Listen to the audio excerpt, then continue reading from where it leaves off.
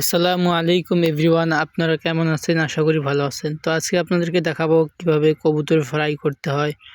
অবশ্য কবুতর আমাদের বাসায় ২টা ছিল, অসুস্থ হওয়ার কারণে জবাই করতে হচ্ছে। এখন আপনারা দেখবেন ফুল প্রসেসে কীভাবে কবুতর জবাই করতে হয়, কবুতর কীভাবে পুড়তে হয় সেগুলো আপনাদেরকে দেখাবো। তো প্রথমত কথা হচ্ছে, কবুতর এগুলো প্রাণী মোটেই জবাই করা ঠিক না, কারণ দেখতেও খারাপ লাগে এত ছোট প্রাণীগুলোকে জবাই করা হয়। তো আমাদের কাটাকাটি শেষ, এবার এগুলোকে পুড়তে হবে। পোড়ার জন্য আমার এক আপু এই যে পুড়তেছে এগুলোকে সুন্দর করে পুড়তে হবে। এছাড়া এগুলো রান্নার সময় সমস্যা হয়, অনেক সময় গন্ধ করে, এ কারণে এগুলোকে সুন্দর করে পুড়তে হবে। পুরা শেষ হয়ে গেলে এগুলোকে আবার ভালো করে কেটে ধুয়ে তার আবার রান্না করতে হবে।